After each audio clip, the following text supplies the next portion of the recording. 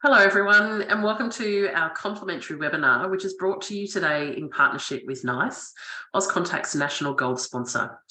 The session today is entitled Customer Engagement Analytics, How to Get Inside Your Interactions and Measure What Really Matters.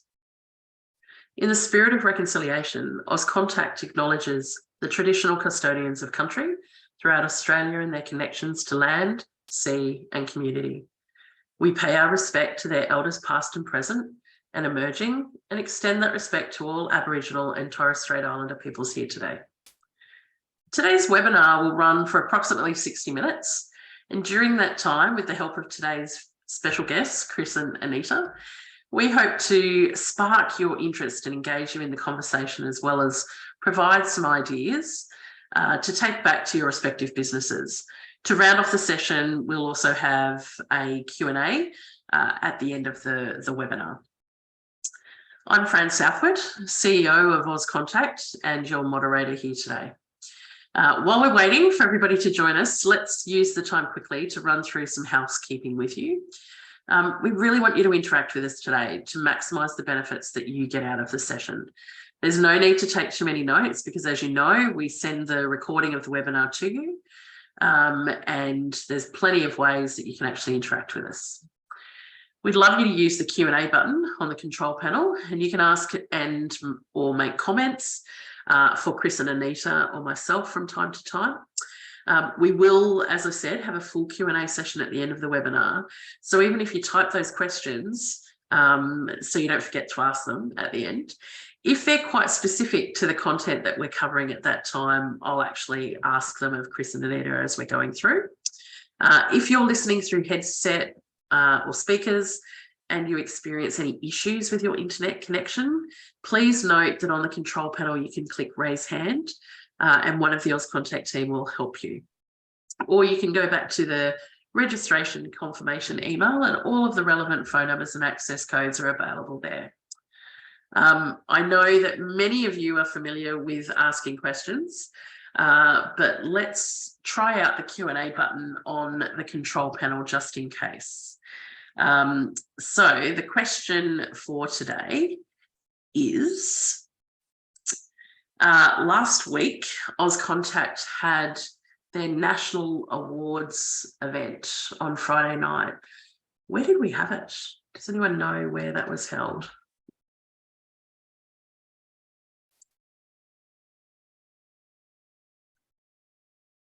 Melbourne, thanks Linda. You're right, of course, it was in Melbourne and it was a great night.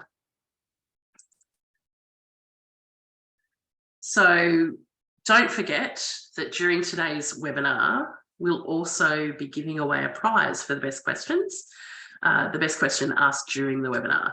And the best question will actually win a Jabra Evolve 275 headset, which is very cool. So get those questions, racing through and ensure to stay on until the end of the webinar to be eligible for that. We'll announce the winner of that in our follow-up email after the webinar itself. So I'd now like to introduce our speakers for today.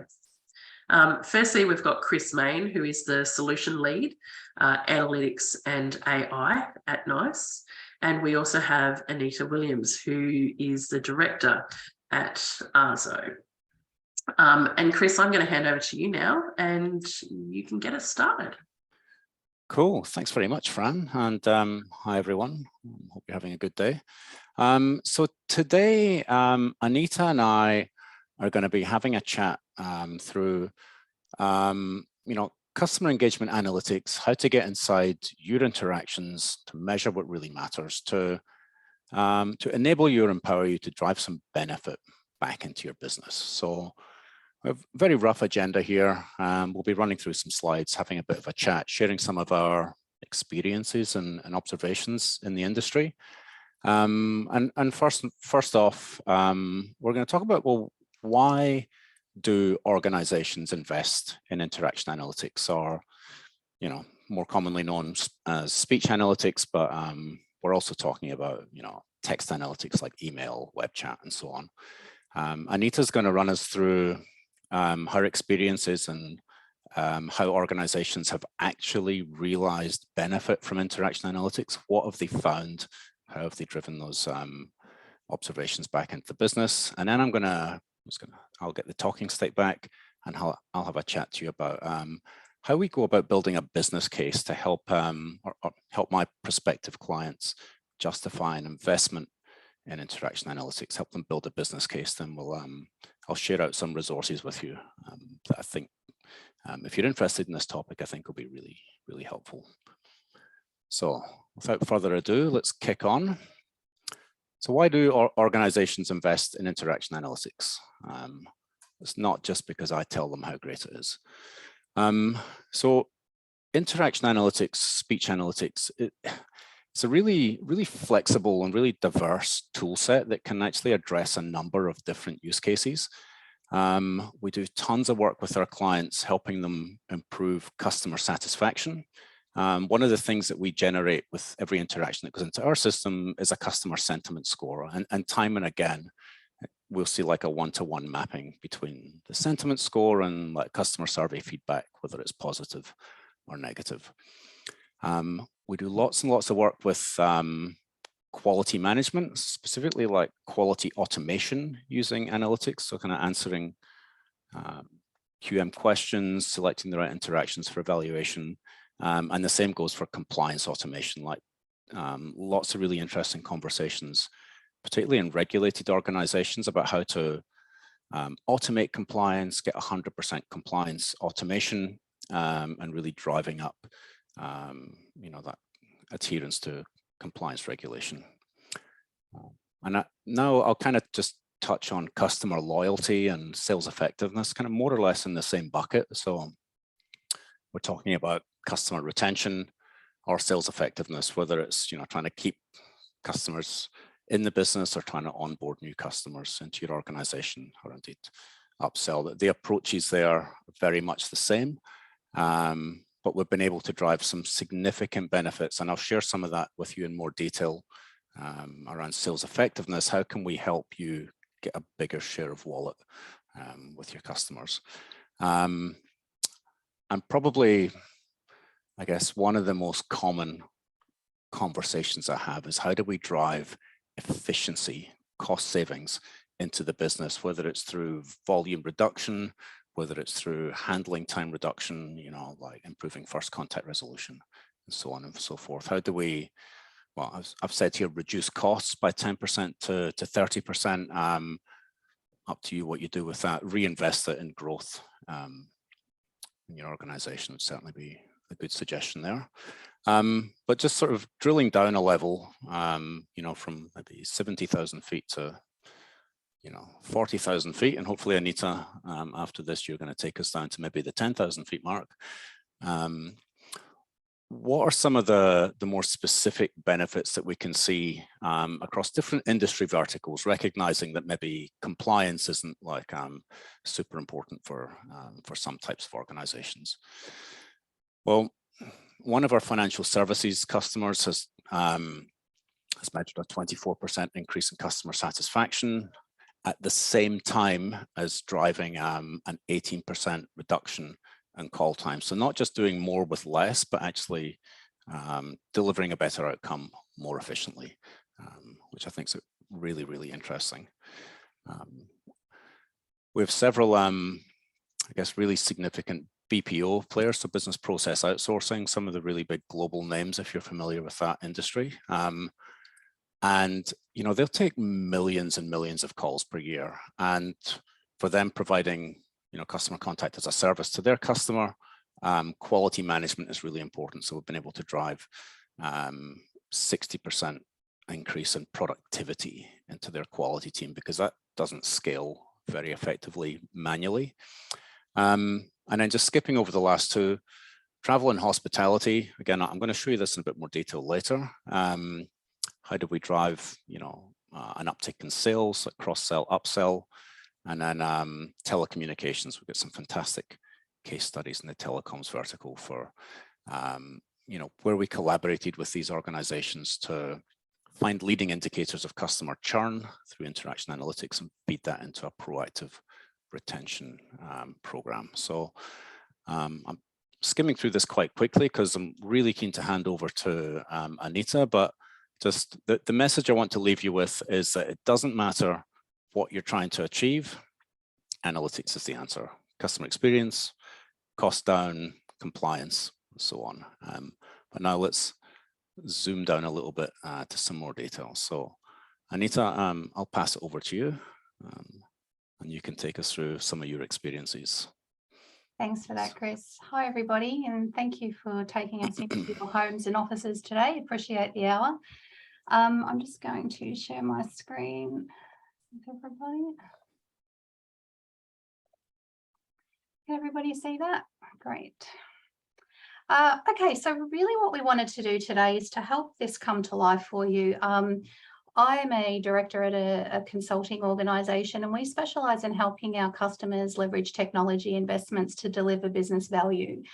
Analytics is a space that we spend a lot of our time in at the moment because these are, I suppose these tools have been around for a long time, but they're more and more accessible to most of our clients now with the advent of cloud and the investments required, just being able to leverage these, what have traditionally been quite, expensive tools in sort of, OPEX models has been a real sort of move forward with regards to accessibility to these tools.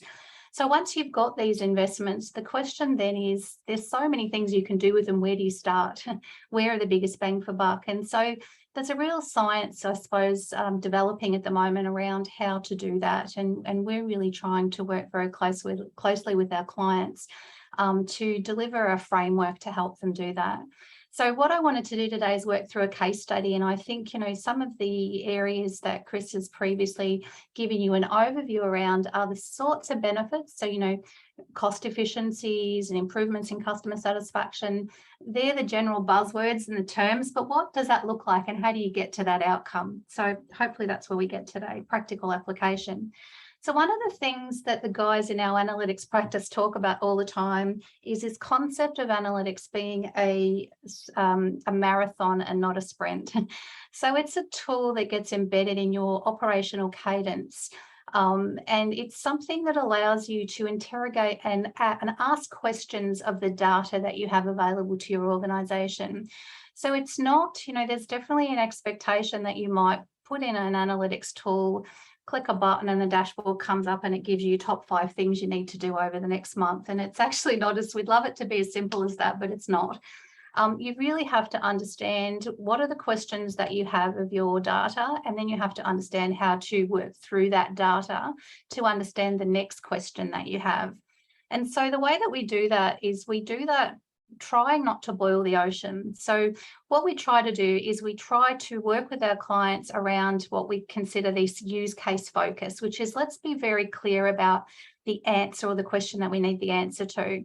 The ones that we see on a regular basis that we really focus on, that we consider quick wins, that are similar in most of the contact centres that we work with, are obviously call drivers. Why are clients calling the organisation? Then there are very specific compliance ones around risk factors. So, things that you might be looking for, like, PCI compliance or privacy compliance requirements, things where the language is very specific and you can easily identify those calls in your contact centre. We also have quality frameworks, which to Chris's point is another really popular one, which is the automation of quality, and rather than only referencing and doing quality across a small percentage of calls in your contact centre, you get more breadth and scale across that process. Sentiment is another really quick win one, which is, giving you some line of sight to the calls that are experiencing, possibly not a great situation, but there's also the ones that allow you to highlight the really great sentiment and then to try and replicate the behaviours in your environment where you identify good sentiment outcomes. Voice of the customer is another one, which is, sort of aligning that to your traditional frameworks around NPS and advocacy and all the language that comes with that, which is a little bit different from sentiment. So sentiment in our view is just the factors of language around whether or not the experience was great, whereas voice of the customer is more about the advocacy and the brand outcome. And then complaints is another really important one that we focus on. Clients obviously want to understand what their complaints look like and where to find them. Then we also have those use cases that we continually replicate that need a little bit more specialization, a little bit more personalization to that client. And they're things like product. You tell me, which products are successful, how's this product doing? The reason that these are specialized use cases is that they require more personalized tuning of a speech environment so that you can use the language of that organization to address and identify that. So some of the frameworks we use are the same, but they need to be personalized. Sales is similar in that we can look for sales outcomes and sales drivers and all the things that go along with improving the sales process and cadence. Once again, though, more personalized requirement of those use cases. Competitor analysis is another one that we do, marketing and products. And a really relevant one at the moment in the market is around hardships and arrears.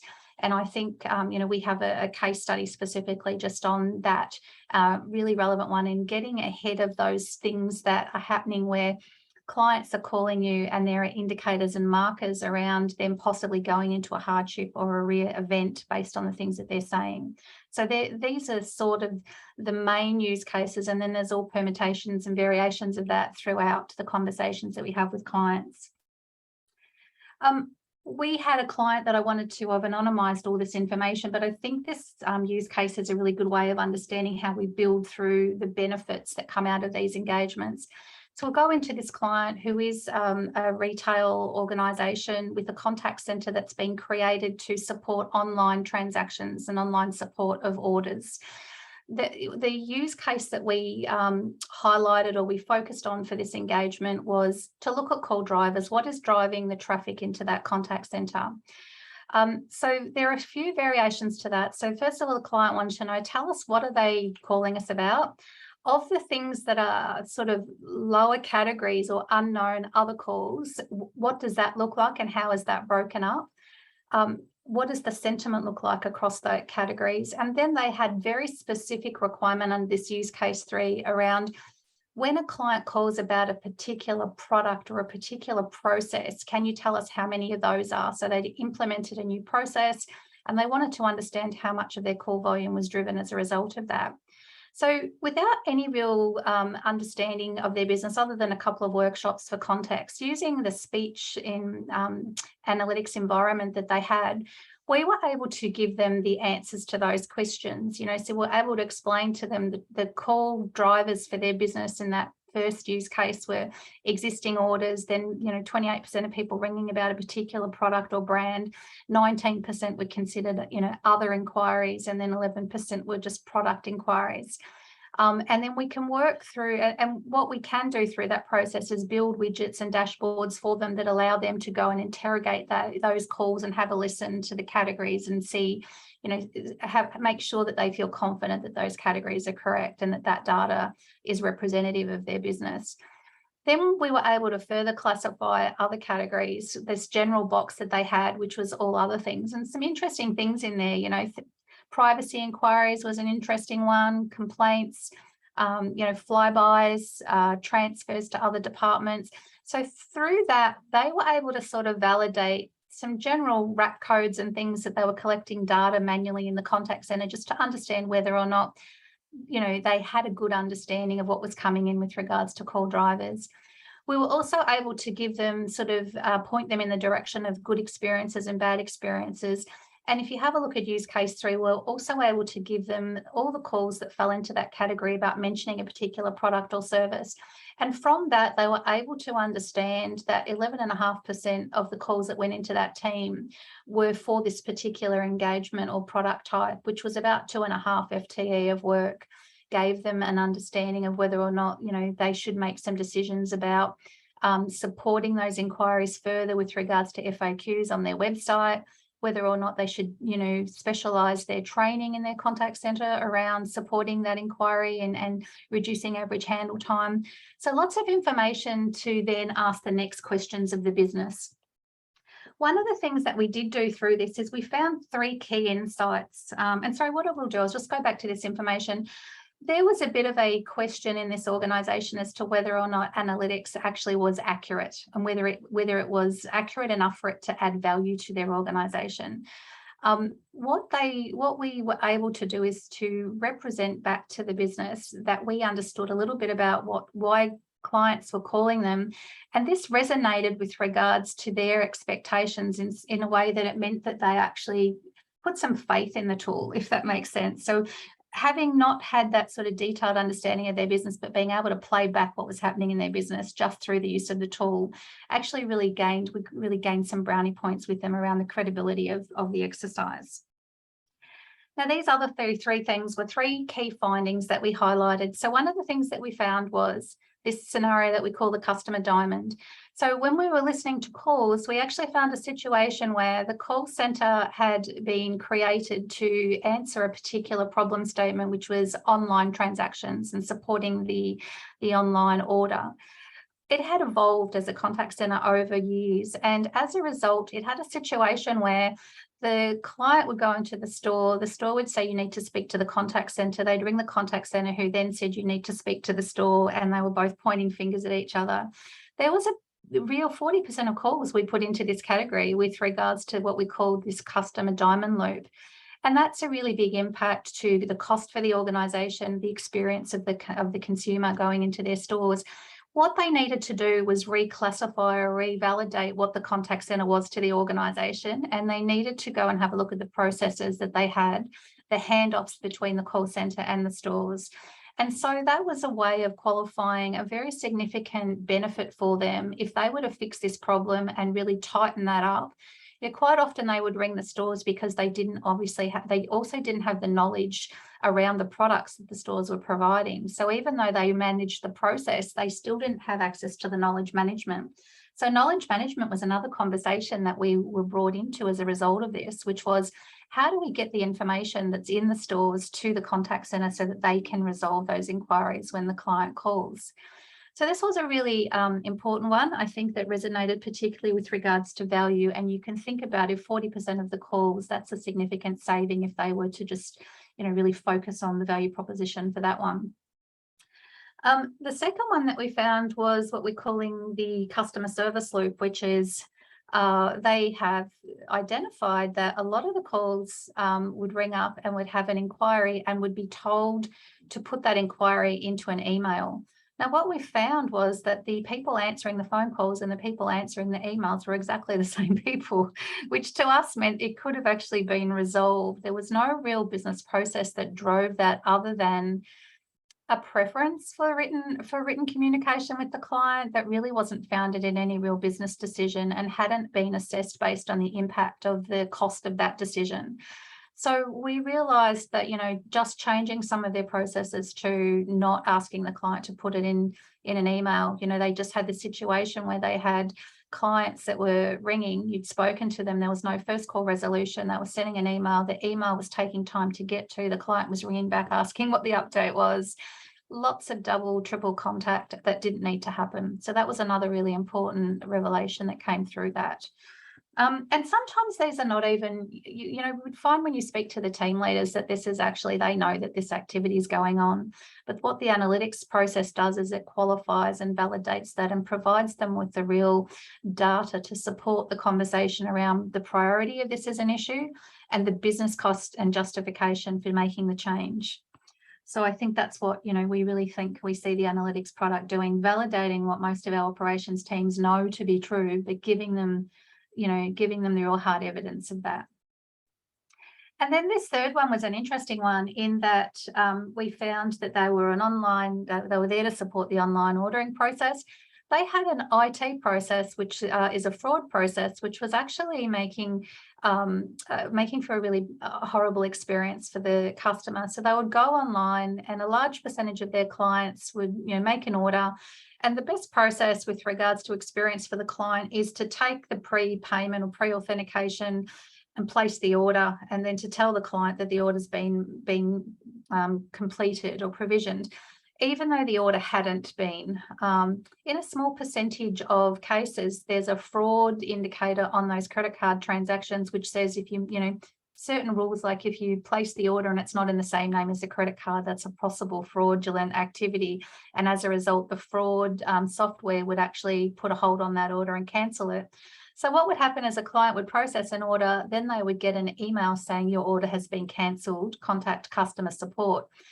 When they would ring customer support, the call center had no more information about why that order was cancelled. It was an algorithm in a fraud activity. And so what would happen is the call center would have to go off and get a refund on that dollars that had been taken from the credit card, which would take a couple of days to process, and say to the client, sorry, we can't process your order, but we don't know why. Horrible experience. So what we really highlighted that this was, if you go back to our original review, this fraud indicator was a significant percentage of what was considered other previously and was really driving this horrible experience. And so there was a conversation to be had with the IT teams around what are the rules of engagement here? Why would a client get a cancellation? What can the customer do if that's the case? Sometime it might just be a matter of saying to the client, these are the rules of engagement. If you place an order with us, it has to be in the same name as the credit card. You must make sure that, whatever those rules were, but just making sure that they gave the client the next steps, which they didn't have previously. So this was another revelation for them. And then the last one that I just really wanted to talk to you is the client said to us, what are our clients calling us for? Why are they using our contact center? When we were listening to the calls, we actually heard a lot of clients talking about their experiences of waiting in a queue. Geez, it's been really hard to get through to you. I've waited in a queue for a long time. I think there's a real experience happening at the moment with our impact on our workforce and the inability to sort of get skilled labour at the moment in Australia, where contact centres are really struggling. They're struggling with keeping and retaining staff. They're struggling with having enough people in their contact centres. This particular contact centre was no different, and they were really had a degradation in the performance of their centre. They were having, what we actually found when we did a little bit digging is we had a look at the question they weren't asking, which is, they're asking for why are people calling, but all we could answer was, if you're prepared to wait for an hour in a queue to get through to the call centre, we can tell you why you're calling. What we can't tell you is all the people that give up and don't end up speaking to the call centre, which is really where the value is. So what we did is we used this to say, well, what is the actual question? The question is, what's driving this poor performance in the contact centre that we're hearing through the calls? And as a result, we found very high abandonment rates, very high long wait times. We found very low occupancy with regards to, of an 8.5-hour shift, they were only considered to be working 2.4 hours of that when we had a look at the workforce planning. And a lot of that was because they had all these, what they considered non-forecast volumes, like other channels that they were managing, like email, that weren't part of their forecast. So when we had a look at real time at what people were doing while we were listening to these calls, we have 40 calls waiting in queue and everybody on an email, nobody taking a phone call. Those business decisions around priorities in the contact center, etc., those conversations hadn't been had as their business had changed from being a very well-functioning, high-performing contact center to struggling with staff and attrition, and then as a result changing their processes to support that. So I suppose the question that we wanted to raise here is that what we think speech analytics does is it allows you to use speech data to ask the next business question and the one after that. You come back to it as a tool in a repeatable cycle to say, what next? What next? Where do we go? And what are the conversations? And sometimes those next conversations are not in the tool, they're in the workforce planning cadence and activity. They might be with an IT company or IT function or feature around something that you've identified that's not working or broken. Very rarely are the resolutions for these processes within the contact center. They often extend out beyond what you would consider to be the contact center. And that's why the last thing I just wanted to leave you with is, I know, Fran, we talked about, one of the questions you get on a regular basis being, what does it take to be successful in a speech analytics program? There are some rules that we've definitely come across, and for all these reasons that we're highlighting, it's really important to have great executive sponsorship. So, and I know that's sort of a catchphrase with regards to, that sort of makes sense. But because you're going across organisational silos, if the only people that care about your speech analytics program are are tactical and operational, you'll find it very hard to get the organisational traction that you need to really make change in the organisation. Quite often we'll find that there needs to be conversation brokered between the sales and marketing team and the contact centre, and all the other areas that affect the things that happen in that customer experience, because realistically, the contact center is not singularly responsible for customer experience. It's owned by lots of different departments through the organization, and they need to be brought into those discussions. That's why the alignment of goals and objectives are really important. And the next one that I wanted to talk about, which is using some real sophisticated language around how you involve your executive team in the things that get them excited. So, I would definitely say, yes, if you're in an operational team and you need to use the speech analytics product to get an operational outcome, that's definitely one approach. But what you really do need to do is think about the things that are strategically important to the organization. If that's risk management, is it cost takeout? You need to parrot and use the language of those that are giving you those remits, those important strategic objectives of the organization, and make this a tool that they can't live without for this to be embedded in your culture. And that's why I think, one of the things that I would do is ask the questions of the organisation, those C-level conversations. What do they need to do? What are they trying to do over the coming years? Get quick wins on the board with regards to using these tools to help them answer those questions. So that, I would say the way that I would see in a best practicing organisation is that they have a dashboard that's got operational performance and, looking at what happened yesterday and last week, but also looking at what are the strategic objectives of the organisation and the goals, and what are the questions that the business has, and answering those questions. Also a stakeholder plan, going and understanding who your stakeholders are to really gain traction on the things that you need to drive with regards to outcomes. Answering the what's in it for them question every time they engage with you. It's not what they can do to help you move your program, but how the information you can provide through your analytics program can help them with the things that they need to do. And that's how you really gain traction in this. And just also having clear accountabilities across the organisation for who's responsible. Quite often what we see, and this is not a problem, but it can be a little bit of an inhibitor to business outcomes, is we see the speech analytics product being seen as an IT tool, and it sits in an IT function.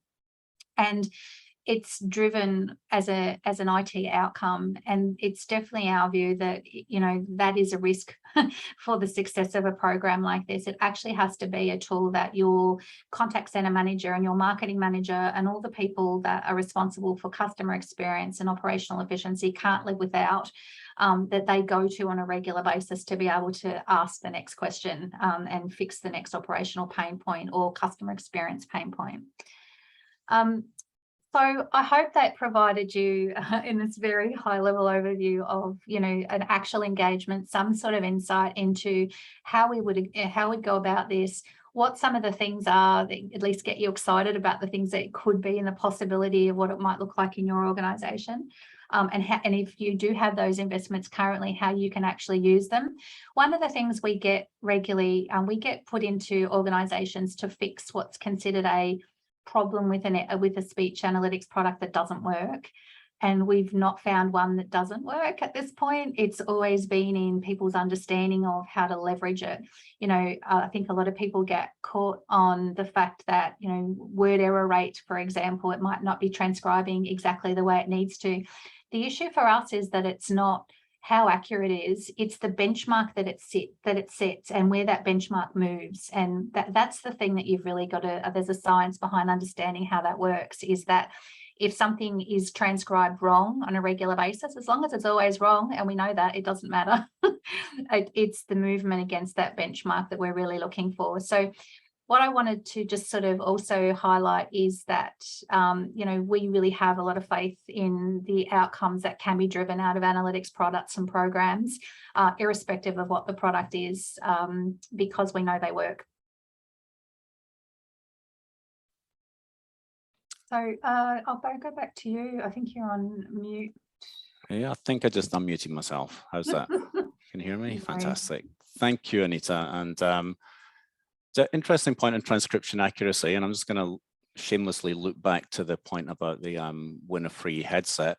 I'd say it does make a difference if you're using a high quality headset and mic on transcription accuracy. So we've been testing actually this week one of the new Jabra ones, and yeah, it was really just nerdily interesting to see what was happening there. So let me see if I can share my screen again, and then we'll talk through how to build a business case. But while that's coming up, just talking about that last point there about clear accountabilities, I couldn't agree more. Who is going to be accountable for a speech analytics tool? That's definitely a line item you should have in your business case, like assign an internal cost for somebody you're paying to care about speech analytics. So you probably got a WFM tool, you'll have a workforce manager, you've maybe got a QM tool, you'll have a quality manager.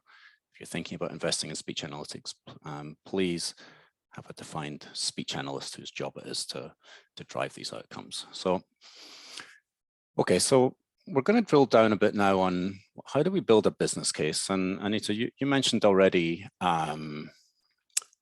you know, call topics, call categorizations, and that's absolutely a fundamental building block for asking the next question, as you said. So, you know, negative customer experience. Well, okay, so on what call topics, on what customer intents, on what products are people calling about where they're having a negative experience? You know, long calls, on what call topics, on what products are they calling about? Are the calls longer? Why? But if you just categorize your calls, and I've got one of my favorite charts up here that looks like a periodic table. If you just categorize your calls, what does that get you? Well, we've worked with a number of customers, both locally, and I'm thinking a tier 1 bank in the Asia Pacific region, and quite a few other customers that have gone through a really comprehensive exercise of categorizing their interactions. And what they then did was they asked their agents to stop leaving a call reason on the soft phone, because if you're getting really granular, accurate categorization of 100% of your interactions, why are you still asking your agents to go through this manual process, which we all know is inconsistent, it's unreliable, the top option gets picked the most. So if you simply categorize your interactions, stop that process, that's conservatively 5 to 10 seconds out of every single call. It's a better agent experience. It's one less thing they need to think about. And if you do the maths, you can very quickly work out what a 5 to 10 second average handling time reduction means for your organization. Okay, so I thought again, I was signaling earlier I'd give you a little bit more of a heads up on sales effectiveness management with analytics, but we can also think of this in the context of you know, retention or even collections, something like this. And I've got up here, you know, a pretty common dashboard we might build for our customers in Nexity Analytics. And the process is really actually painfully simple, but it's underpinned by really capable technology that allows us to get inside the interaction and measure what's actually happening. So if we want to drive sales effectiveness, or, you know, more effective collections or improved customer experience, we need to quantify the behavioral metrics that matter. So what are the agents saying? We can then cross-reference what they're saying with an outcome, and that outcome can be a sale, it can be a promise to pay in collections, it can be an improved customer sentiment or feedback score. And then very simply, we feed this through to our automated quality management tool, and it then can become a KPI, it can become a performance metric, it can be something that forms a backdrop to, you know, a really targeted coaching or training session. We can identify the best practice, the techniques, the approaches, the words, the phrases that drive better customer experience, that drive better sales outcomes. And we effectively just manage the people that are not saying the things to say the things and have a knock-on effect on our business outcomes. So really simple process that we like to replicate with a lot of our customers. And one of the best examples was a hotel chain. So think like a Hilton or something. And their best performing agents cross-sold 34% of opportunities versus 22%. And each 1% improvement overall was worth $6 million a year to them annually. And basically the good performing agents, if I was to call up and say, hey, I want to book the Hilton on Collins Street in Melbourne, and they'd be like, oh, sorry, that hotel's actually sold out, but you know what? I've got another hotel, I've got a Hilton Garden Inn, it's right around the corner, it's a lovely hotel, got availability, do you want me to book you in there? And that's all they were doing. Just basically just offering an alternative property when the one they wanted was sold out. And that was worth 12% cross-sell, upsell, and closing sales on their calls. And they just made their lower performing agents do that same thing. And I think intuitively, businesses know these things, but they can't measure it. They don't know who's doing it and who's not doing it, and they can't really take targeted action. So training becomes one size fits all. And we're kind of talking right down in, you know, sort of agent behavioral issues. Absolutely, with interaction analytics, you're going to find some, you know, unicorns, some white whales, some really big systemic issues or problems with your website. But it's really that sort of, you know, wholesale making 1,000 people do something different tomorrow versus what they're doing today. We had a question coming from Nam. So based on your experience, are you able to provide some insights into which company you've been setting the benchmarks? These benchmarks are actually averaged actual results over a number of different customers. What I have done, and I'll just drop out of presentation mode, I'm going to send out the slides afterwards, but I've included in this a number of different case studies, and you can have a read through that to see what some of our customers have actually achieved. So, so the purpose of this slide is for me to say, look, we can share with you what we think you can achieve in terms of handling time reduction, CSAT improvement, first contact resolution improvement. But here's some other metrics and some numbers that you can go away and find to, you know, plug into your own business case. And, you know, bringing all of this information together, you'll be able to build a picture of just how much money you can save, how much headcount you can free up to do, you know, more important, more valuable tasks in your organization. You know, the obvious things, not to sound too painful, but how many agents do you have? How many calls are they taking? How long does it take them to take a call? How much do you pay them? And what's a sort of supervisor agent ratio in your organization?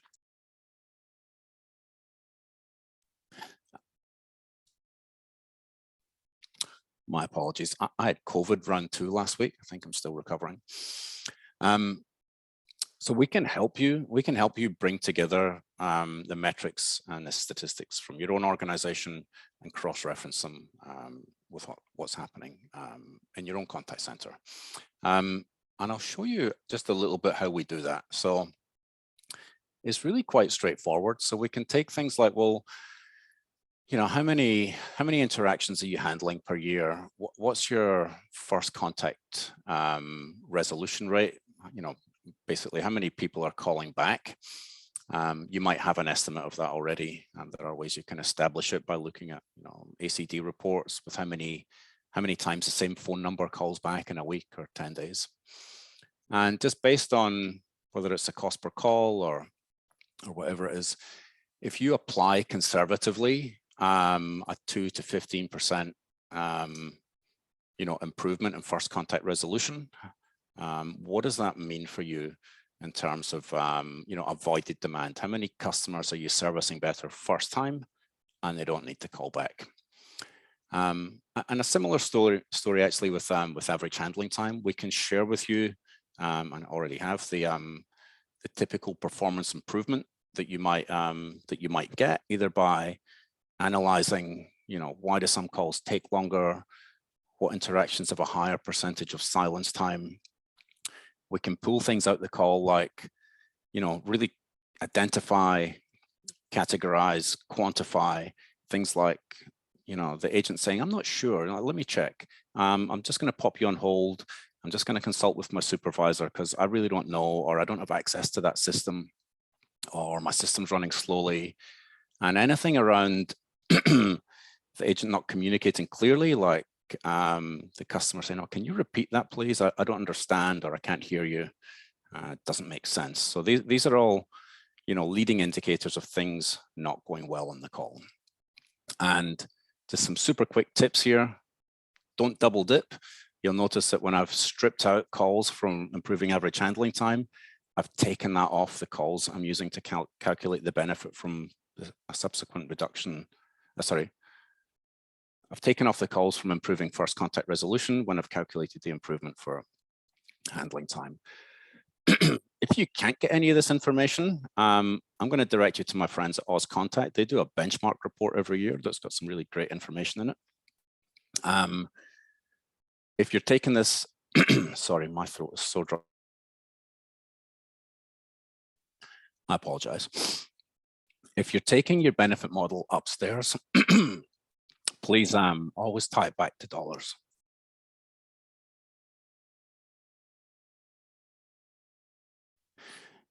Excuse me. Sorry, I obviously haven't spoken enough this week. Always tie it back to dollars. And if you're not sure, if you're not confident doing the calculations yourself, a quick hack is just go downstairs, go and find your workforce manager and say, hey, if we reduce average handling time by 10%, what does that mean? Can you feed that into your capacity plan? Can you tell me what the headcount saving is and tell me how much we pay our agents? So, and just, yeah, I missed this one, but it's obvious. Be conservative. Don't be super aggressive because, or at least if you are going to be super aggressive, give it some context with a high, medium, and low model. Okay for time so far. So look, these are really hard improvements. These are like, we're driving down volume, we're driving down average handling time. That obviously has a knock-on impact on, how many people we need. I can free up headcount for growth or, pouring into my digital channel, like whatever the case is. But what about something like, we're going to improve customer experience? I mean, that's better intuitively, I know that, but how do I communicate the benefit from that in a sort of a really kind of hard way? So I'll point you towards some studies that have been done. If you're familiar at all with the Net Promoter Score methodology, it comes up a lot in customer survey. Basically, a 7-point Net Promoter Score increase is correlated with a 1% increase in revenue. So if you're an organization that does, if you're selling anything, if you can improve customer experience, customer sentiment, NPS by any measure, and by any amount, and you're able to measure it, then that's worth money. It's been proven that a 7% increase in NPS is worth 1% of revenue. And if you can calculate your revenue, we can help you with some estimates on how much we think we can improve your Net Promoter Score or a proxy thereof, and you can derive some some fairly hard figures, which is going to help you present the case for interaction analytics. Look, there's a ton more different use cases. We haven't even talked about quality automation, compliance. But I guess the point I wanted to make about something like compliance is, it's kind of hard to really articulate a business in anything other than the concept of risk reduction, but that's not helping, my bottom line. I mean, it's somewhat of an intangible, are we going to get fined by the regulator? How big's that fine going to be? Are we going to be in the front page of the Herald Sun? What's the knock-on effect on my brand? So what I'd encourage you to do is, if you're an organization that is really compliance focused and that's a real important business imperative for you, that might be enough to get you across the line, but you can support a compliance business case with, hey, guess what? This same tool, we can drive down volume, we can drive down handling time, we can improve customer experience. I can buy back time in the day of my supervisor by not having them manually listen to calls to find good ones to coach to. And we can help you build out sort of really robust business cases around that. So I did say at the start I was going to share with you some resources. I've mentioned one of them already, which is the industry benchmark study from Auscontact. I think, Fran, you might be able to send that out after this call. Yeah, we'll send it with the email that we add the screen recording for. Fantastic. We did speak about this earlier. I wasn't putting her on the spot there. So the contact center benchmark report, lots of great info in there. NICE also quite recently collaborated with the industry analyst Forrester, who you may know. We produced a total economic impact report, which provides a really good framework in much more detail than I have time to go into today of how to build out a benefit model for interaction analytics. I'll happily share that as well, the link and the PDF. I've mentioned already, you'll get the case study slides, but if you'd like any help with this, if you want to just sit down for a couple of hours and I can help you gather some data, or we can crunch some numbers in some spreadsheets, please do reach out. I'd love to run a benefit modeling workshop with you. No obligation, of course. You won't be on the hook for buying, interaction analytics immediately after the meeting. But if it's something that's interesting to you, I love this stuff, love talking about it. So please do reach out. Okay. Chris, we've got a few questions that have come up in the Q&A that I'm throwing to you guys. Let's do that. Go ahead, Fran. I'm done with that. There's one here around, and it was specifically relating to the transcription accuracy that you were talking about earlier. And the question from Jane is in relation to, can a customer assist with improving the transcription accuracy of the software through tagging? So tagging errors, et cetera, et cetera. Yeah, so we've got a couple of different software tools. Both of those systems allow, organizations to tune the transcription to themselves. If you can imagine, you've got a lot of business jargon, products and services with, names that marketing departments created that won't be in the dictionary. We can help tune those systems to accurately transcribe them to allow you to then measure it and monitor it ongoing. In terms of how accurate it is, we have customers, hitting over 90% accurate. They've been maybe through a couple of iterations of tuning, but I would say to be really comfortably readable to the human eye and be really useful for analytics, you want to be hitting over 80%, which I think we comfortably do. I don't know, Anita, if you wanted to add to that. Yeah. We spend a lot of time. So there's a few things I'll say here just with regards to realistic expectations. You can definitely tune them, but you do need there's a little bit of science in linguistics. You need to understand how people use language. So in our analytics practice, we do have a linguist. Not a must-have, but definitely, understanding things like, I think we've got Belinda on this, and I remember, famously said to me, Australians, when they really don't like something, use double language, like I'm really, really annoyed, or I'm very, very happy, or there are things that in language that it's very helpful to understand how language is used. And then the other thing I will say is, you have to put the hours into it. So in order for us to do sort of a 2-week engagement with our client to come up with something similar to what I provided, we do, 3 or 4 days of call listening, and we retune and tag through that activity, right? So it's not something that you've got to put the hours and the work into it too. And the more you do, the more relevant it will be and personalized to your organization. Sorry, Chris, is that? Yeah, that's your experience, right? Yeah. Fran, are you okay if we just go through the questions here? Or? Yeah, sure. Yeah, all right. So a question from Kevil, which just paraphrasing, I think you're asking, when new things happen that you might not know about, how do you identify and how do you measure that? Because, historically that can be something that's quite challenging. Well, I'd say most speech analytics systems today have some measure of machine learning. And the machine learning, if you think about having just like reams and reams and reams of transcriptions from interactions, machine learning is much better than we are with human eyes and ears at picking up, trends and correlations. And we've got that baked into our system these days. And those types of technologies make it really, easy out the box to just surface. These are the things that are, spiking up or trending, and that's sort of either new or not consistent with historical patterns. So and that's also, there's two things I'd say to that. That's why I said it's a marathon and not a sprint, because your business is constantly evolving and you have to revisit it on a regular basis.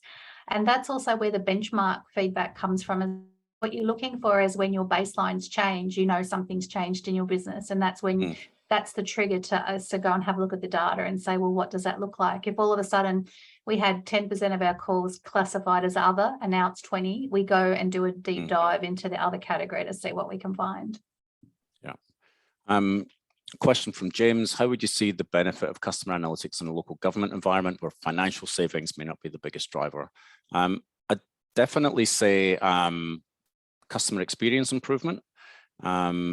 And also, financial savings might not be the biggest driver, but I think a lot of local councils are trying to pivot down a digital avenue just now. So how can we help with interaction analytics identify the types of interactions that might really lend themselves to automation via smart AI, chatbots, that type of thing.